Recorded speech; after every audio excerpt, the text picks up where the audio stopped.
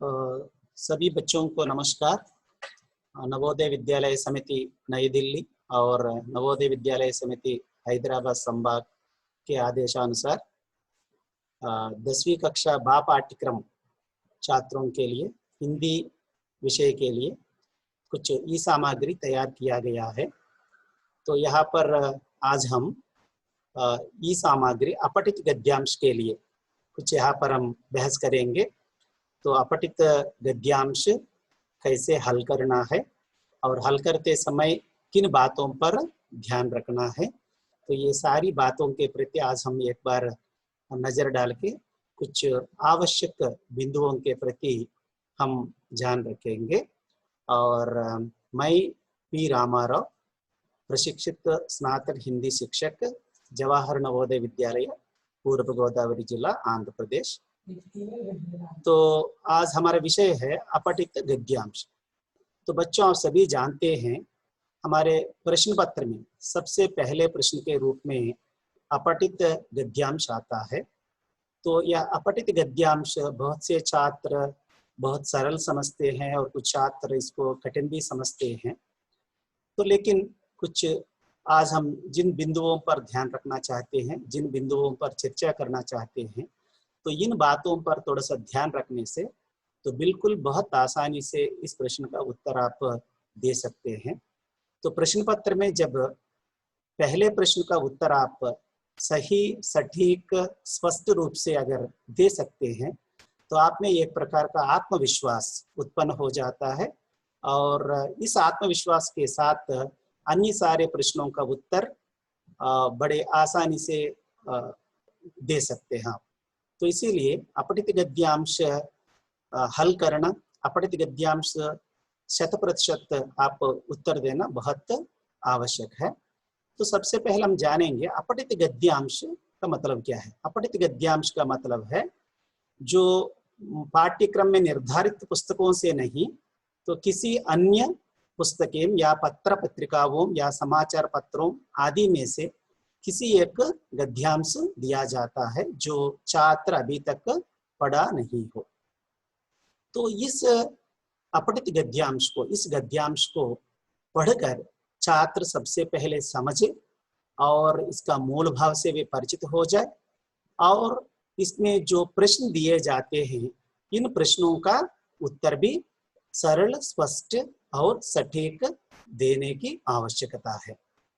तो वास्तव में इस अपठित गद्यांश के द्वारा तो छात्रों में भाषा का ज्ञान बढ़ता है और वे पढ़कर उनमें भाषा के कौशलों का विकास करने का मौका यह देता है, क्योंकि छात्र स्वयं किसी अपठित गद्यांश को पढ़ने मात्र से, पढ़कर इसका अर्थ ग्रहण करने के पीछे तो उनको ये वाचन कौशलों का विकास होता है और साथ साथ इसका सार ग्रहण करने के बाद तो किस प्रकार अभिव्यक्त करना है तो उनके अभिव्यक्ति की यह क्षमता बढ़ती है। और साथ साथ तो प्रश्न को ध्यान में रखकर जब वह उत्तर देता है तो उत्तर लिखते समय उनके लेखन कौशलों का विकास भी होता है। तो इस प्रकार तो एक अपठित गद्यांश के द्वारा भाषा संबंधी ये सारी बातें या भाषा संबंधी ये सारे कौशलों का विकास छात्रों में बढ़ता है और साथ साथ वे नए नए शब्द, मुहावरे तथा वाक्य रचना का ज्ञान को भी वे प्राप्त कर सकते हैं और उनमें शब्द भंडार में वृद्धि होती है और इससे भाषिक योग्यता बढ़ती है और प्रसंगानुसार शब्दों के अनेक अर्थ तथा अलग अलग प्रयोग से परिचित हो जाते हैं और गद्यांश के मूल भाव को समझकर अपने शब्दों में व्यक्त करने की क्षमता बढ़ती है। तो इससे हमारे अभिव्यक्ति कौशल में वृद्धि होती है और भाषिक योग्यता में भी वृद्धि होती है। तो कभी कभी छात्र को ये अपठित गद्यांश होने के कारण कुछ शब्दों के अर्थ भी मालूम नहीं होते हैं, तो कुछ कठिन शब्द होते हैं। तो ऐसे शब्दों के अर्थ अन्य शब्दों के अर्थ के आधार पर, तो बाकी मान लीजिए एक वाक्य में 10 शब्द है, इनमें से 2 शब्दों का अर्थ छात्र को पता नहीं है, लेकिन अन्य शब्दों के आधार पर वह अनुमानित करते हुए इन शब्दों का अर्थ भी वह जान सकता है। जिससे उसमें भाषा संबंधी यह ज्ञान बढ़ता जाएगा। हम ये अपठित गद्यांश के प्रश्नों को कैसे हल करें, मैंने पहले ही कह दिया, जब आप अपठित गद्यांश सटीक हल करोगे तो पूरे परीक्षा लिखने में एक प्रकार के आत्मविश्वास आप में आ जाता है। तो इस प्रश्न का उत्तर देने से तो उस आत्मविश्वास भी उत्पन्न हो जाते है। इसको ध्यान में रखकर हम तो कैसे इसको हल करें, तो हल करते समय किन बातों पर ध्यान रखना, तो इस पर हम थोड़ा सा बहस करेंगे। तो सबसे पहले देखिए, अपठित गद्यांश पर आधारित प्रश्नों को हल करते समय यहाँ पर कुछ मैं बात यहाँ पर प्रस्तुत किया हूँ, कुछ तथ्यों पर ध्यान रखना पड़ता है। तो सबसे पहले छात्रों क्या करना है, गद्यांश को एक बार सरसरी दृष्टि से पढ़ लेना चाहिए। तो क्योंकि ये तो आपके लिए अपठित है, इसीलिए थोड़ा आपको ये समय भी प्रश्न पत्र देने के बाद 15 मिनट आपको प्रश्न पत्र का वाचन करने के लिए भी समय दिया जाता है। उस समय का सही इस्तेमाल करते हुए आप लोग क्या करना है, गद्यांश को एक बार सरसरी दृष्टि से पढ़ लेना चाहिए। तो कभी कभी कुछ छात्रों के लिए पहली बार में समझ में ना आए, तो ऐसे अंशों को, ऐसे शब्दों को, ऐसे वाक्यों को थोड़ा सा गहनता पूर्वक पढ़ना चाहिए। तो पढ़ने के बाद आप क्या करेंगे, कुछ ना कुछ गद्यांश के मूल भाव अवश्य थोड़ा सा समझ में आ जाता है। और अभी आप फिर प्रश्नों की ओर बढ़ना चाहिए। तो कौन कौन से प्रश्न दिए गए हैं, तो इस गद्यांश से संबंधित कौन कौन से प्रश्न दिए गए हैं, तो इन प्रश्नों को एक बार पढ़कर तो क्या पूछा है, तो इससे अवगत होना चाहिए। और अवगत होने के बाद फिर और एक बार फिर गद्यांश को अभी थोड़ा सा ध्यान से पढ़ने का प्रयत्न करना चाहिए। तो अभी पढ़ते हुए और अभी आपके मन में कौन कौन से प्रश्न पूछे गए हैं ये भी है, तो इन प्रश्नों को ध्यान में रखकर जब आप दूसरी बार गद्यांश को ध्यान पूर्वक पढ़ेंगे तो तब आपको पता चलेगा कि किस प्रश्न का उत्तर कहाँ है। तो जब आपको किसी प्रश्न का उत्तर तो इस प्रकार अनुमानित अगर आप करते हैं तो वहां पर थोड़ा सा रेखांकित करना चाहिए। रेखांकित करते हुए तो इस प्रश्न का तो बाद में पूर्ण रूप से उत्तर देने का प्रयत्न बाद में कर सकते हैं। सबसे पहले अनुमानित उत्तरों को क्या करना चाहिए, रेखांकित करना चाहिए। और फिर कभी कभी माने हमें जरूर एक प्रश्न पूछा जाता है कि तो इस गद्यांश के लिए उचित शीर्षक क्या है, ऐसे तो शीर्षक कैसे होना चाहिए, शीर्षक समूचे गद्यांश का प्रतिनिधित्व करता हुआ तो कम से कम शब्दों में, सटीक शब्दों में होना चाहिए। और प्रतीकात्मक शब्दों एवं रेखांकित अंशों की व्याख्या करते समय विशेष ध्यान देना चाहिए। वैसे ही मूल भाव या संदेश संबंधी प्रश्नों का जवाब पूरे गद्यांश पर आधारित होना चाहिए। और प्रश्नों का उत्तर देते समय यथासंभव अपनी भाषा का ध्यान रखना चाहिए, क्योंकि इसमें तो व्याकरण सम्मत भाषा का प्रयोग करें, साथ साथ प्रश्न को दृष्टि में रखकर जब आप उत्तर देंगे तो यह उत्तर जरूर सटीक होगा और पूर्ण अंक आपको मिल जाएंगे। उत्तर की भाषा कैसे हो, सरल होना चाहिए, सुबोध होना चाहिए और प्रवाहमयी भी होनी चाहिए। और प्रश्नों का जवाब गद्यांश पर ही आधारित होना चाहिए। तो आपके अपने विचार या राय से नहीं, अपनी तरफ से कुछ विषय मिलाकर इसमें लिखने की जरूरत नहीं है। आप जो कुछ लिखना चाहते हैं तो गद्यांश में से लेकर ही लिखने से काफी हो जाएगा। वैसे ही अति लघुत्तरात्मक तथा लघुत्तरात्मक प्रश्नों के उत्तरों की शब्द सीमा अलग अलग होती है, तो इसका विशेष ध्यान रखना चाहिए। साधारणतः हमें 2 अंकों के कुछ प्रश्न दिए जाते हैं और 1 अंक के प्रश्न भी दिए जाते हैं, तो वहां पर अंक को दृष्टि में रखकर तो आप उत्तर लिखने का प्रयास करना चाहिए।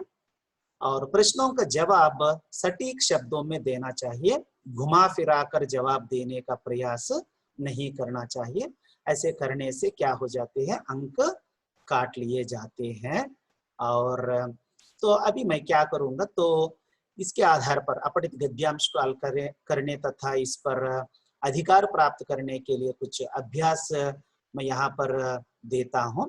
तो उक्त नियमों को तथा इन सूचनाओं को ध्यान में रखकर जब आप अभ्यास करेंगे तो इस प्रश्न का हल बहुत आसानी से आप कर सकते हैं। और सभी छात्रों को कहने की बात यह है कि तो इसमें आप जितना अभ्यास करेंगे तो उतना ही आप इस प्रश्न को आसानी से हल कर सकते हैं। तो इसीलिए अधिक से अधिक अपठित गद्यांशों का अभ्यास कीजिए और समझने का कोशिश कीजिए। अभी हमने जिन नियमों और बिंदुओं पर हमने चर्चा की है, बहस की है, तो इन पर ध्यान रखना। फिर और एक बार संक्षिप्त रूप में, जब आपको यह अपठित गद्यांश दिया जाता है, एक बार सरासर दृष्टि से इसको पढ़ना चाहिए।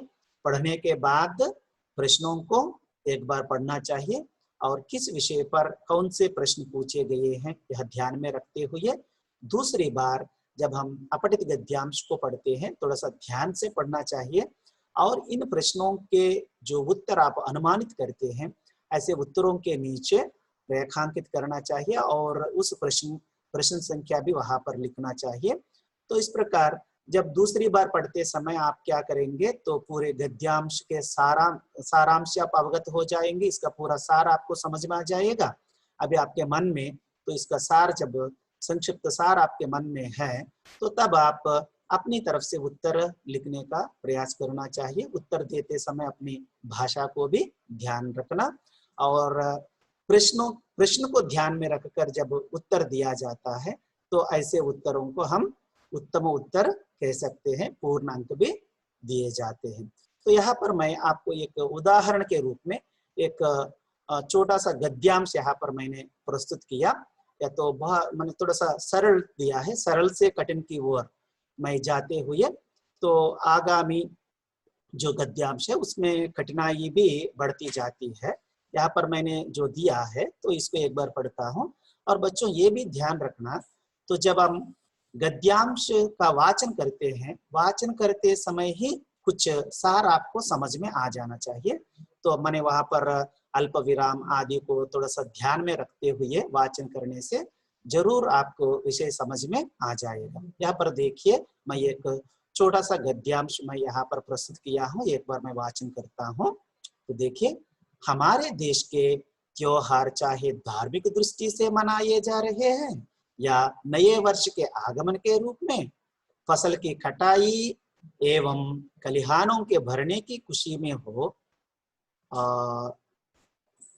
या महापुरुषों की याद में, सभी अपने विशेषताओं एवं क्षेत्रीय प्रभाव से युक्त होने के साथ ही देश की राष्ट्रीय एवं सांस्कृतिक एकता और अखंडता को मजबूती प्रदान करते हैं। ये त्योहार जहां जनमानस में उल्लास, उमंग एवं खुशहाली भर देते हैं, वही हमारे अंदर देशभक्ति एवं गौरव की भावना के साथ साथ विश्व बंधुत्व एवं समन्वय की भावना भी बढ़ाते हैं। तो इनके द्वारा महापुरुषों के उपदेश हमें बार बार इस बात की याद दिलाते हैं कि सद्विचार एवं सद्भावना द्वारा ही हम प्रगति की ओर बढ़ सकते हैं। तो इन त्योहारों के माध्यम से हमें यह भी शिक्षा मिलती है कि वास्तव में धर्मों का मूल लक्ष्य एक है, केवल उस लक्ष्य तक पहुंचने के तरीके अलग अलग है। तो यहाँ पर हमने एक बार वाचन किए, यहाँ पर जो प्रश्न दिए गए हैं तो प्रश्नों को भी एक बार हम देखेंगे। उपर्युक्त गद्यांश का उपयुक्त शीर्षक लिखिए। ये तो सभी गद्यांश के लिए आप प्रश्न अवश्य दिया जाता है शीर्षक के लिए, तो आप सदा ध्यान रखना कि आप शीर्षक के लिए जो शब्दों का प्रयोग करते हैं ये शब्द समूचे गद्यांश का प्रतिनिधित्व करना चाहिए, किसी एक अंश के लिए नहीं है, पूरे गद्यांश के लिए प्रतिनिधित्व करने लायक यह शीर्षक आपको रखना पड़ता है। और दूसरा प्रश्न है, त्योहारों से मनुष्य को क्या शिक्षा मिलती है? तो देखिए, और तीसरा है, हमारे देश में त्योहार मनाने के मुख्य आधार क्या है? चौथा क्वेश्चन, त्योहारों का हमारे जीवन में क्या महत्व है। और पांचवा है त्योहारों और महापुरुषों के उपदेश में समानता गद्यांश के आधार पर स्पष्ट कीजिए। देखिए यहाँ पर 5 प्रश्न हमें दिए गए हैं। तो पहला प्रश्न देखिए, उपयुक्त गद्यांश का माने इस गद्यांश के लिए उपयुक्त शीर्षक। तो आपको पूरे इस गद्यांश को पढ़ने से जरूर पता चलता है कि त्योहारों का महत्व, त्योहारों के हमारे जीवन में महत्व। तो इस प्रकार क्योंकि तो इस गद्यांश से हमें ये पता चलता है कि तो त्योहारों का हमारे जीवन में क्या महत्व है और त्योहारों से क्या क्या लाभ है, ये सभी बात हमें यहाँ पर स्पष्ट में आ जाता है। तो इसीलिए आप गद्यांश के लिए शीर्षक रख सकते हैं, यहाँ पर मैंने दिया तो त्योहार और मानव जीवन, ऐसे भी दे सकते हैं, त्योहारों का महत्व या मानव जीवन में त्योहारों का महत्व, ऐसे किसी एक उत्तर आप दे सकते हैं। और दूसरा है त्योहारों से मनुष्य को क्या शिक्षा मिलती है। तो आप जरूर इसमें आप पहचान कर सकते हैं। देखिए यहाँ पर अनुमानित उत्तर हम उस गद्यांश के अंत में है, जैसे कि तो इन त्योहारों के माध्यम से हमें यह भी शिक्षा मिलती है कि वास्तव में धर्मों का मूल लक्ष्य एक है, केवल उस लक्ष्य तक पहुंचने के तरीके अलग है। लेकिन मैंने यहाँ पर गद्यांश इस प्रकार दिया गया है, लेकिन हम अपनी तरफ से उत्तर लिखते समय थोड़ा सा प्रश्न को ध्यान में रखकर उत्तर देते हैं। तो इसका उत्तर इस प्रकार देते हैं कि त्योहारों से मनुष्य को यह शिक्षा मिलती है कि सभी धर्मों का लक्ष्य एक है, जहां पहुंचने के तरीके अलग अलग है। तो इस प्रकार संक्षिप्त शब्दों के साथ हम इसका उत्तर दे सकते हैं। और वैसे ही तीसरा प्रश्न देखिए, हमारे देश में त्योहार मनाने के मुख्य आधार क्या है। तो अगर आप गद्यांश को देखने से तो त्योहार मनाने के पीछे बहुत सारे कारण, जैसे कि त्योहार धार्मिक दृष्टि से कुछ त्योहार मनाते हैं और नए वर्ष के आगमन के रूप में कुछ मनाते हैं, फसल की कटाई एवं खलिहानों के भरने के, जैसे कि ये पोंगल उसको कहते हैं ना, संक्रांति पोंगल जैसे त्योहार फसलों की कटाई एवं खलिहानों के भरने के कारण हम करते हैं। और महापुरुषों की यादगार में वैसे ही कुछ राष्ट्रीय पर्वों के अवसर पर। तो इस प्रकार हम तो इन विशेषताओं पर हम कुछ त्योहार मनाते हैं। तो इसी प्रश्न का उत्तर हम कैसे देते हैं, यहाँ पर देखिए। तो हमारे देश में त्योहार मनाने के अनेक आधार है।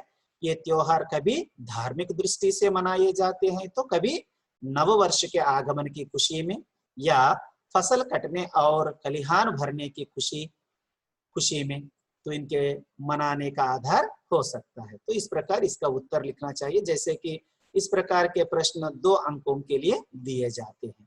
और चौथा प्रश्न देखिए यहाँ पर, त्योहारों का हमारे जीवन में क्या महत्व है। तो हमारे जीवन में क्या महत्व, देखिए अगर हम गद्यांश में एक बार देखने से थोड़ा सा अनुमानित उत्तर को यहाँ पर रेखांकित करने से क्या होता है, तो हमें उल्लास, जनमानस में उल्लास, उमंग एवं खुशहाली भर देते हैं। और हमारे अंदर देशभक्ति और गौरव की भावना, और इसके साथ साथ विश्व बंधुत्व एवं समन्वय। तो इस प्रकार की भावना तो त्योहारों से हम लोगों को मिलती है। तो यहाँ पर देखिए इसका उत्तर स्पष्ट शब्दों, संक्षिप्त शब्दों में हम इस प्रकार दे सकते हैं, त्योहार हमारे जीवन को उमंग एवं खुशहाली से भर देते हैं तथा हमारे मन में एकता, अखंडता, विश्व बंधुत्व, देशभक्ति एवं आपसी समन्वय की भावना भी बढ़ाते हैं। तो इस प्रकार हम कम शब्दों में इसका उत्तर दे सकते हैं। और अंत में 5वां प्रश्न, त्योहारों और महापुरुषों के उपदेश में समानता गद्यांश के आधार पर स्पष्ट कीजिए। देखिए यहाँ पर जब मैंने महापुरुषों के उपदेश से हो या त्योहारों से हो, तो इससे हम लोगों को एक प्रकार की सीख मिलती है। या कौन सी सीख है, तो यहाँ पर अगर हम देखें तो देखिए त्योहार और महापुरुषों के उपदेशों से समानता यह है कि इन दोनों के उपदेशों से में समानता, चाहे महापुरुषों के उपदेश हो या त्योहार मनाने के पीछे उद्देश्य हो, इन दोनों में एक प्रकार की समानता है। यह समानता यह है कि ये दोनों ही हमें यह याद दिलाते हैं कि अच्छे विचार और अच्छी भावना रखने से ही हम प्रगति के पथ पर आगे बढ़ सकते हैं। तो देखिए बच्चों, इस प्रकार आप जब विषय को समझ सकते हैं या इसके मूल भाव से अवगत हो जाते हैं, तो तब बड़ी आसानी से पूछे गए प्रश्नों के उत्तर आप दे सकते हैं। और इस प्रकार आप मैं तो बहुत कुछ मैंने लगभग 30-35 तक मैं यहाँ पर कुछ गद्यांश यहाँ पर दिया गया है। तो इन सभी को, इन नियमों को ध्यान में रखते हुए और पढ़ने से आपको जरूर सफलता मिल जाएगी। बड़ी आसानी से आप इस प्रश्न का हल कर सकते हैं। यह तो बहुत महत्वपूर्ण प्रश्न है। इस प्रश्न को जरूर आपको आंसर करना पड़ेगा, क्योंकि मैं पहले ही बता दिया, जब आप गद्यांश का आंसर करेंगे सटीक, तो इससे सबसे अधिक फायदा ये है कि आप में एक प्रकार का आत्मविश्वास उत्पन्न हो जाता है। उस आत्मविश्वास के साथ आप बाकी सारे प्रश्नों के उत्तर बड़ी आसानी से तो कर सकते हैं। ठीक है ना। तो मैं आशा करता हूं कि आप जरूर इन सारे गद्यांशों के अभ्यास करेंगे और आपने भाषा, इसके द्वारा आपने भाषा की कुशलता, माने उस पढ़कर अर्थ ग्रहण करने का और पढ़कर अभिव्यक्त करने का और अपने भाव सटीक शब्दों में लेखन के रूप में व्यक्त करने के सारे कौशलों का विकास जरूर हो जाएगा, जिससे आप सफलता की ओर बढ़ सकते हैं। तो छात्र धन्यवाद, बहुत बहुत धन्यवाद।